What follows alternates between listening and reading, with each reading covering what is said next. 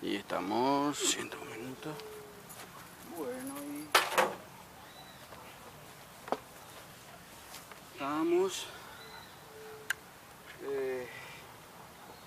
O sea que estaba pensando sobre Karl Popper y Thomas Kuhn, ¿verdad? Y recién estábamos hablando de, bueno, de que quizás sea un buen lugar acá o no para hacer el video, y cuando sea un poquito de noche ya vamos a ir cortando, ¿verdad? Y pienso nomás en que, bueno, filosofía de la ciencia sería, ¿verdad? O sea que Karl Popper básicamente poniendo la premisa de la falsación y Thomas Kuhn como poniendo la idea de la revolución del paradigma. Entonces me vinieron a la mente dos imágenes.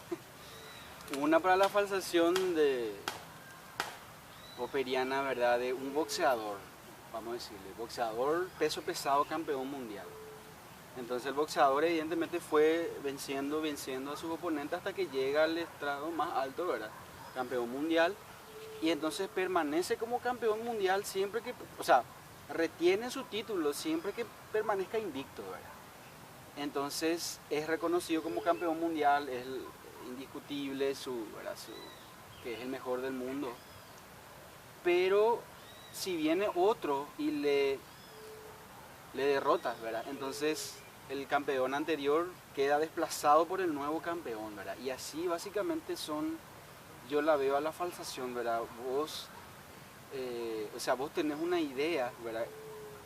Que evidentemente cuando hablamos científicamente esta idea está respaldada por toda una serie de pruebas y evidencias de distintas layas y podemos decir en distintos niveles incluso, ¿verdad?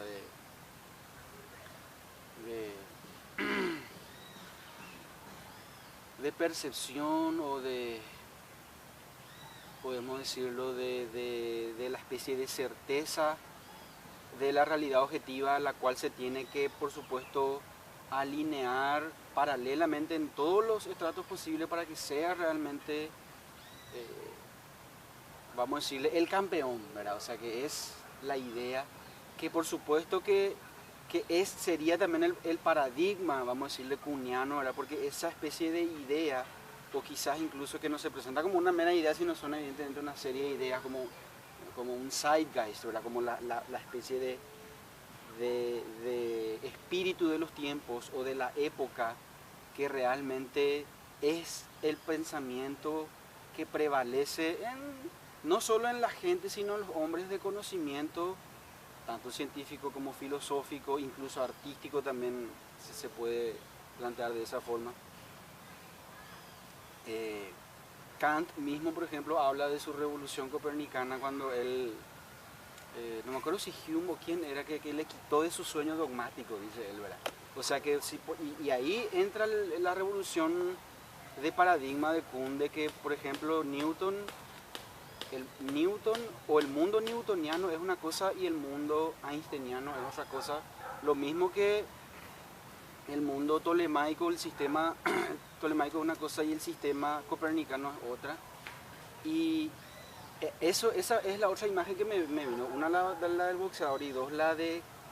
porque lindo, o sea, interesante creo que el video que grabamos, que creo que tiene 15 minutos, y cuando vos empezás, si vos agarrás y ponerle el principio, o sea, vos pones el principio del video y es de día, pero adelantás al final mismo, puff, ya es de noche. Pero si mirás el video durante 15 minutos, vos decís, no, es gradual el cambio del día a la noche, ¿verdad? Y así también fue gradual el cambio de Newton a Einstein, ¿verdad? La visión, y después de Einstein, por supuesto, la teoría cuántica y el resto, ¿verdad? Pero te digo nomás que me vinieron esas dos imágenes como la especie de, bueno, el boxeador que va a ser campeón mundial siempre que no sea derrotado. Y así también las ideas en el ámbito de la ciencia o las teorías, ¿verdad? Permanecen en pie siempre y cuando nueva evidencia o nuevas pruebas no le derrumben, ¿verdad? Y no vayan socavando. Pero eso es lo que dice, se va como que socavando los cimientos, como que se va royendo o serruchando el piso desde abajo, y ahí, puff, revolución de paradigma. Y entonces creo que en el conocimiento, o sea, en el ámbito del conocimiento objetivo, de la cual la ciencia es la reina madre, diríamos, la alma mater, la total, la que tiene monopolio, diríamos, de la realidad objetiva, yo creo que son ideas muy válidas la de Popper y Kuhn, ¿verdad? O sea que, no sé, ¿qué voy a decir? Y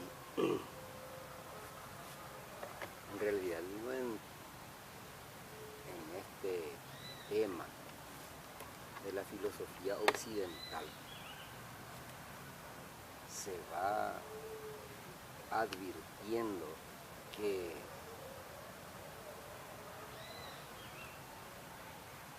a lo que apunta principalmente en estos últimos tiempos es precisamente a establecer, como diría Kant,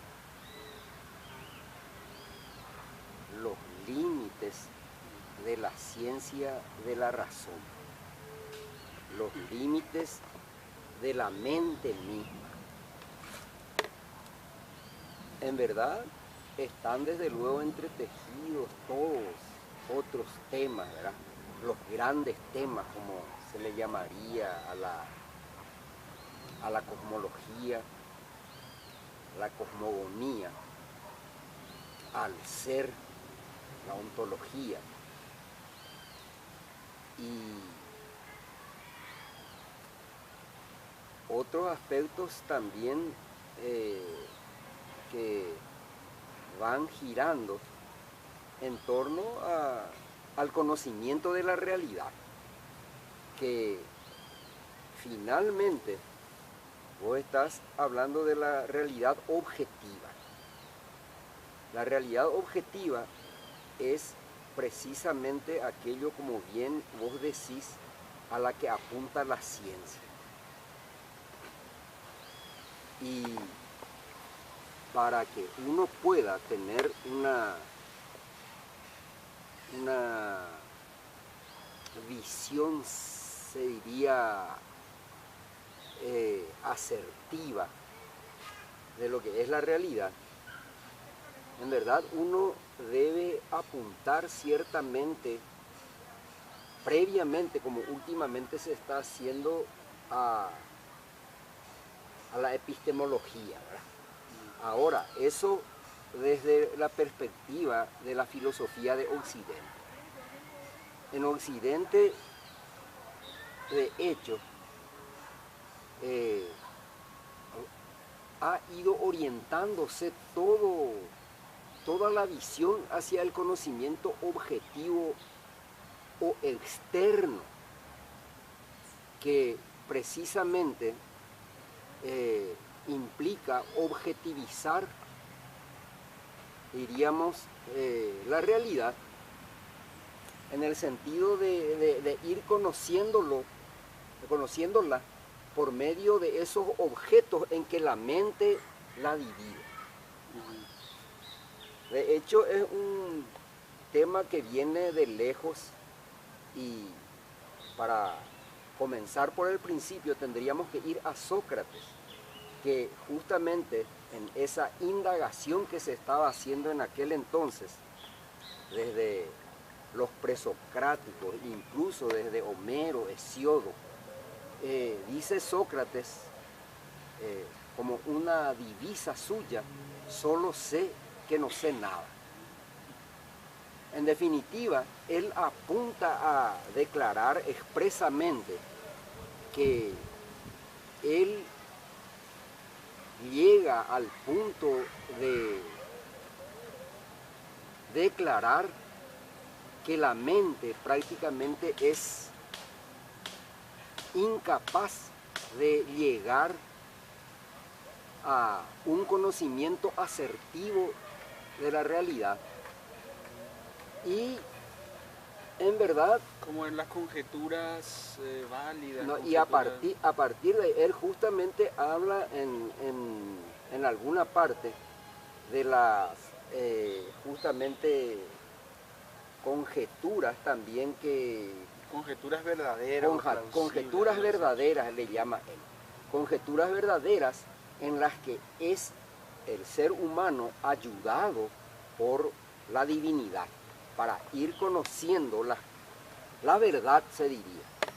Su filosofía apuntaba naturalmente a ayudar a dar a luz a la verdad. Por eso él se comparaba con una comadrona, ¿verdad? Como tal cual era su madre, ¿verdad? En definitiva, para hacer las cosas más concisas, Karl Popper también se adhiere a ese lema. Se adhiere a ese lema diciendo, incluso él se remonta a Genófanes, que justamente habla ya que en realidad todo lo que nosotros podemos conocer, lo conocemos por conjeturas. Es una maraña de conjeturas, dice justamente en uno de los versos que cita Karl Popper. Y Karl Popper, en realidad, cuando se refiere a la falibilidad, justamente se refiere a la teoría de Newton y a la de Einstein, en la que él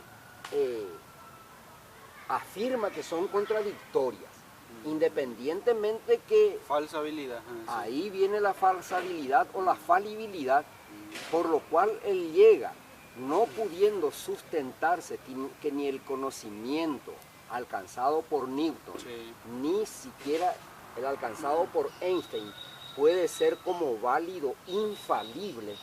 Él dice y afirma que lo que verdaderamente conocemos, lo conocemos por conjetura. Vale decir, eso desde la mente. Y en realidad eso viene, diríamos, desde antiguo. No, y si te puedo interrumpir nomás, ahí me acuerdo justamente que creo que Karl Popper mismo explicaba que, o sea, él le ponía a Freud y a Einstein de relieve, o sea, más o menos que en paralelo o en contrapunto, y decía, bueno, acá vos le tenés a alguien, ¿verdad? Hablando de Freud, el cual te explica cualquier cosa con su teoría.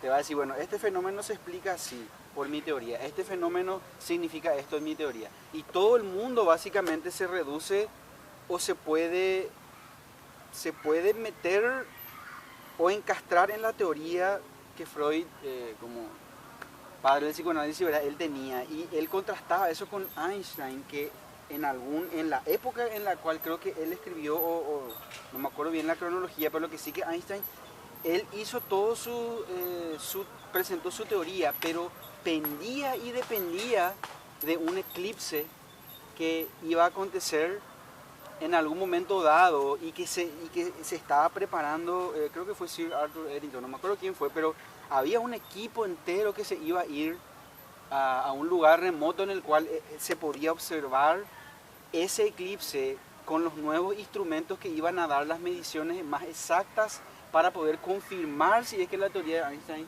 era o no cierta, así como vos decís. Y esto, como te digo, en contraposición a Freud, que explicaba cualquier cosa con su teoría, pero Einstein decía, o al menos los cálculos matemáticos llevaban a la idea de que en este eclipse y con estas mediciones y nuevos datos e información que se vengan, solamente si eso se corresponde con la realidad objetiva justamente, entonces ahí recién va a ser válido. Y ahí recién va a poder explicar, o sea que va a poder tener poder explicativo la teoría. Como digo, en contraposición a Freud, que cualquier cosa él explicaba. Entonces más o menos o sea, lo que yo sentía menos de ese pasaje es de que, bueno, que Freud más o menos le pone, de que Popper más o menos le pone a Freud como una especie de ideólogo, ¿verdad? Que te explica cualquier cosa o que te vende cualquier cosa con su teoría, en contraposición a Einstein, que finalmente todo se fue en ese cuello de botella en el cual las mediciones que se socavasen, que se quitasen de eso, o confirmarían la teoría o finalmente demostrarían que no. Y tal cual pasó, evidentemente se confirmó la teoría de Einstein gracias a eso. Es más te quería agregar. Y en realidad eso lo que muestra, lo que demuestra, por decirlo, ¿verdad?, es que Karl Popper rechaza el conocimiento que él califica como meramente subjetivo. Lo de Freud sería un conocimiento subjetivo que carece de prueba objetiva. Entonces, lo de Einstein, sin embargo, tiene una prueba que se empírica, puede, claro. Empírica y además reconocible, no solamente por un sujeto que expresa su punto de vista y funda en eso su teoría o su conocimiento, por decir, o su verdad. Pero indudablemente este es un tema que se puede, diríamos, ir resumiendo de manera a simplificarlo, a hacerlo sencillo, se puede decir. El tema de que el conocimiento objetivo es lo válido y que requiere de pruebas, en realidad es aplicable válidamente al conocimiento científico.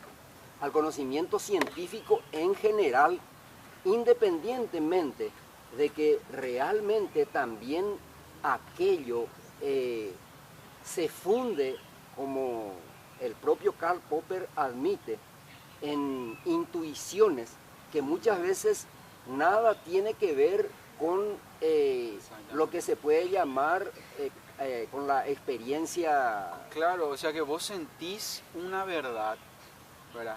Vos sentís esa verdad y sabés en tu interioridad que eso es cierto, pero no podés todavía por el momento probar eso, ¿verdad?, con los elementos empíricos, ¿verdad?, o científicos que cualquier persona que vea esas pruebas, independientemente de conocerte o no, ¿verdad?, o saber lo que vos pensás o no, las pruebas mismas demuestran, como vos decís, muestran y demuestran la veracidad, yo diría, de la teoría, ¿verdad?, el tema de la validez, ¿verdad?, eso sería quizás más axiológico, ¿verdad?, tema de valores, de moral y cosas así, pero como yo te dije con el tema de la balanza de la realidad, ¿verdad?, o sea que la ciencia se ocupa, yo creo, apropiadamente de los hechos. ¿Qué sería un hecho, un evento, un suceso en el mundo objetivo, en el mundo material, lo cual puede ser medido, puede ser cuantificado, ¿verdad? Es una cosa que no está sujeta al capricho momentáneo o a los sesgos cognitivos de cualquier persona, no. No sé, si una persona se pone en una balanza, bueno, y dice, bueno, vos pesás 50 kilos. Entonces se entiende que si te pones en otra balanza, vas a seguir pesando 50 kilos. O si no, y eso es independientemente de tu propia opinión, ¿verdad?, respecto de tu dieta, de tu apariencia, lo que sea. Ese 50 kilos es la objetividad misma, ¿verdad? No está realmente sujeto al debate, se podría decir. Por eso es lo que y algunos científicos mismos también llevan un poco más la falsación popperiana, o no sé si está implícito en ella, ¿verdad? Pero ellos dicen, hay que atacar las teorías, ¿verdad? Y realmente la resistencia de la teoría ante los embates de diversos frentes y de diversas fuentes y de diversas pruebas o metodologías, lo que sea, el hecho que la teoría permanezca, tal cual como el boxeador, ¿verdad?, permanece la teoría porque es verdadera, porque es cierta, independientemente de lo que la gente pueda opinar, ¿verdad? Eso es lo que a mí me parece que es un hecho, ¿verdad? Y entonces, pero eso no obsta, por supuesto, la especie de, así como vos decís, la intuición que uno tiene, entonces uno tiene que poder, y eso fue lo que le pasó prácticamente a Einstein. Él sentía aparentemente, ¿verdad?, tenía la intuición, pero él tenía que transcribir y describir, ¿verdad?, esas intuiciones en el lenguaje conciso y concreto, matemático, ¿verdad?, empírico, que pueda ser totalmente aceptable por cualquiera que entienda la metodología, ¿verdad?, que entienda el lenguaje matemático o físico en este caso, ¿verdad? y es aceptado, ¿verdad? Pero te interrumpí, parece, estamos hablando de que uno siente, tiene las intuiciones y entonces después se tiene que concretizar eso, ¿verdad? Concretar eso en algo tangible. Bueno, lo que en definitiva yo quiero redondear, se dirige en este caso, es que lo que verdaderamente cuenta para la sabiduría como aspecto de la ciencia que puede apuntar a la totalidad. En realidad, lo importante y lo válido es conocer las limitaciones de la mente que funciona de una manera irreductiblemente dual, le diría yo, ¿verdad? Nosotros estamos, cuando profundizamos o examinamos o tratamos de ver y entender lo que los científicos en su área han estado investigando y aquello a lo que, digamos, se aferran tratando de justificar lo verdadero en base a las pruebas que se le llama en el mundo objetivo, ¿verdad? Entonces, realmente nosotros estamos yendo por ese camino de la dualidad de la mente, de la dicotomía, de las limitaciones propias de la mente. Por eso que lo que Kant había intentado en el sentido de que su filosofía fue llamada con razón, o él mismo la denominó como la ciencia de los límites de la razón, es lo apropiado.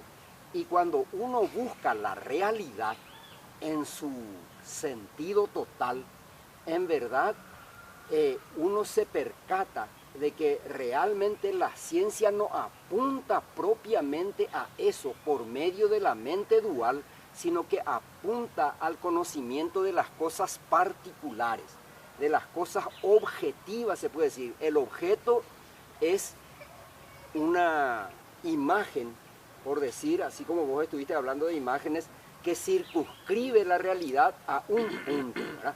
A una, digamos, a una entidad, llamémosla una entidad. Entonces, en realidad, ese conocimiento es el que se obtiene por medio de la mente que funciona de esa manera dual, ¿verdad? O en su forma de irreductible dicotomía, como te diría yo, mientras que el conocimiento que uno puede llegar a obtener definitivamente trasciende eso, por decir trasciende, uno debe ir más allá de esa mente. Eso es lo que se define y se determina en la filosofía oriental al decir que realmente aquel conocimiento, como le llaman también ellos, a esa sabiduría o a ese punto donde el ser humano puede llegar, en el que uno se encuentra más allá de la mente, pero estar más allá de la mente es sencillamente comprender que la mente limitada del ser humano, la mente que es ese proceso de conocimiento de los objetos, no puede alcanzar aquello. Tal es así que Kant en su investigación llegó a determinar que Dios es simplemente incognoscible por la mente. El alma inmortal también es incognoscible por medio de la mente. Él todo dentro de su filosofía de la, se puede decir, de la razón pura, teórica, él llegó a establecer que ese conocimiento de esos temas que realmente son fundamentales no pueden ser alcanzados por la mente dual. Y finalmente él derivó en lo que se llama la razón práctica, ¿verdad? La razón pura práctica, como él le llama, y Si te puedo interrumpir, nomás me acuerdo que, no me acuerdo en donde, creo que fue Jaime Barilco, un alguien, ¿verdad? Que dijo, y que me viene nomás, me vino el paralelismo en el hinduismo, ¿verdad? Inmediatamente, porque las grandes obras de Kant, ¿verdad? La crítica de la razón pura, crítica de la razón práctica y crítica del juicio, ¿verdad? Y entonces, ah, o sea, fueron unas obras muy importantes de él, que en el hinduismo dicen Satyam Shivam Sundaram. La especie de Satya, la belleza, Shiva, Satya, la verdad, perdón, la verdad, sí, Shiva, la, lo bueno, lo bueno, Shiva. sí, Lo bueno, lo verdadero y lo bello. exactamente, lo bueno, lo verdadero y lo bello, ahí está. Ahí, gracias por completarme, me fui yo. Entonces me vino nomás ese, porque viste que eso es una fórmula también en el hinduismo, Satyam Shivam Sundaram. Creo que se llama Satyam Shivam Sundaram. No sé si es la biografía de Satya Sai Baba o de alguien, pero eso es una fórmula conocida y entonces me parece que, como vos decís,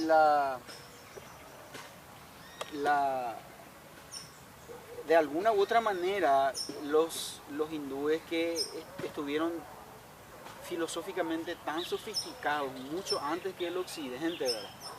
Entonces Kant, que fue una figura ciertamente importante en la filosofía, fue como que también fue cribando, como que también llegando de una u otra manera a conclusiones similares, ¿verdad?